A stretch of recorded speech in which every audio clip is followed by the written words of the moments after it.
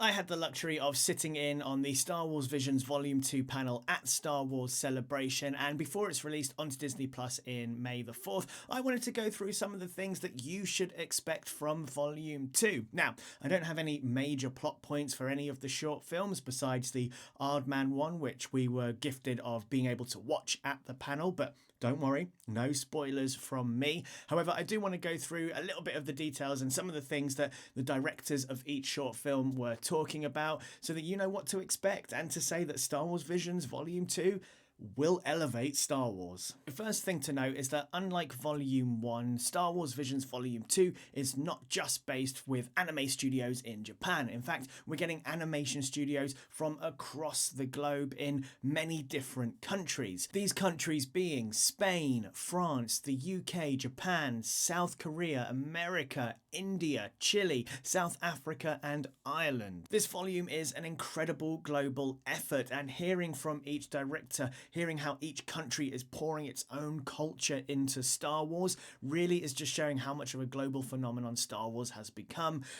I don't know if you can see that I'm shaking. I'm so excited for this. As I said, the one thing that really stood out from this panel is how each director explained that their film will have their country's culture poured into Star Wars, how their film is made, delivered, shown to us. It just sounds incredible. If we take a look at Punk Robot from Chile, their story is based off of actual events that happened in the Patagonia region of Chile in the 1900s, in which the native people were wiped out by colonizers. In their short film, the colonizers will be represented by the Empire, obviously. France's studio La Cachette will have their film based off of dancers during the World Wars in France, who, while at their performances, were actually working as spies for the French government and were passing information to and from soldiers watching their shows. And then India's 88 Pictures are essentially making Bollywood Star Wars. They are putting the music, the language, the food, the colour into their film, and they have an Inquisitor based off of demons from Indian mythology. You would have seen him in the trailer. He's the guy with the green face and the thick mustache.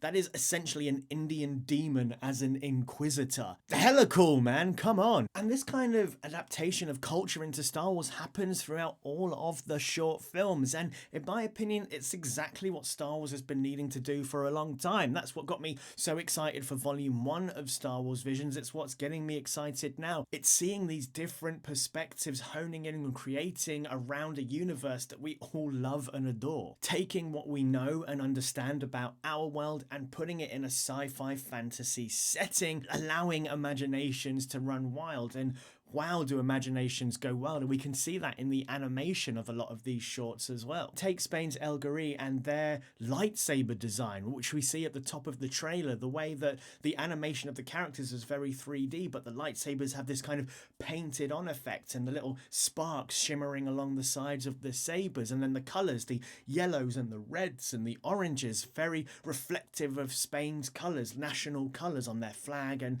as part of their country. And then we have the UK's Aardman short, in which it is using its classic model stop motion form of animation, and the humour. If there is honestly one thing I'm going to say about the Aardman short, is that the humour is exactly the kind of humour you expect from Aardman. If you've grown up watching Wallace and Gromit, Chicken Run, like, it's all right there. And then we have Island's Cartoon Saloon, who said they are very much sticking in that expressive, hand-drawn 2D style of animation. It's kind of how they have made all their films so far. I know a lot of people have seen Wolf Walkers, which will be the kind of go-to Cartoon Saloon film, and getting an idea of what they're going to do here in Star Wars. Their story is based off of an Irish ghost story, and actually what they said about some of the landscapes in their film is that they're based off of actual landscapes and peaks and mountain ranges in Ireland. Not that I know that Ireland has mountains per se, but I also kind of want to spotlight South Africa's Triggerfish, because they got an incredible blend of culture and imagination coming into theirs.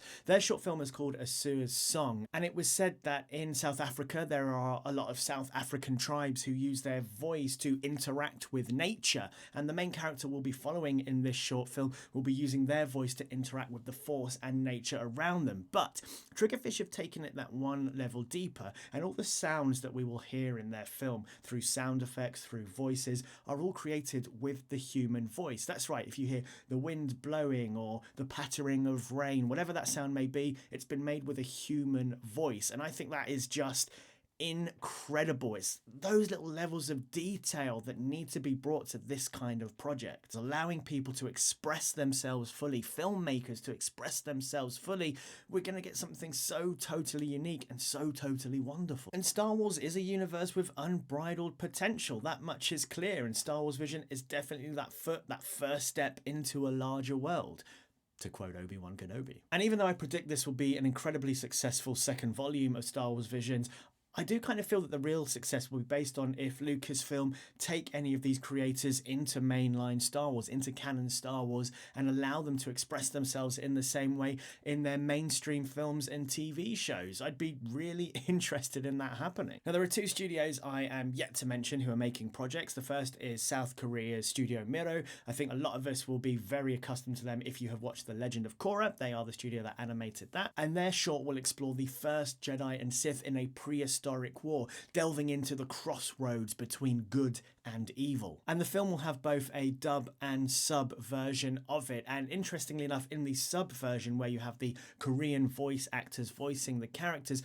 a couple of those actors are the original dub artists for the Star Wars films. I think it was mentioned that one was the dub voice for Obi-Wan Kenobi and the other the dub voice for Princess Leia. So it's kind of exciting that they get to have a full circle moment voicing original characters now in a Star Wars project. And continuing down that stream of voice actors in these projects, if we look to the final studio, they are Japan's Daiichi Shitagio, and they're partnering directly with Lucasfilm together, making a short film here. And this one is called The Pit, but we've got Steve Blum in there, of course, voiced Zeb Aurelius. We've got Daveed Diggs, and we have the Princess and the Frog's very own Anita Noni Rose in there as well, of course, who voiced Princess Tiana. But this short film will be kind of getting that very anime-inspired animation, particularly from the 80s and 90s, they were saying, think Cowboy Bebop, but with a very Western spin on that. Star Wars Visions Volume 2 sounds like an absolute wonderment in cultural exploration and animation, adding new levels to Star Wars that we may never see again. Well, hopefully we will. Star Wars Volume 3, fingers crossed. Am I right? But let me know what your thoughts for Star Wars Visions Volume 2 are. Are you excited? Which of the projects that I have listed are you most excited for? And let me know your thoughts in the comment section down below. If you want more Star Wars action from me, you can click this video right here.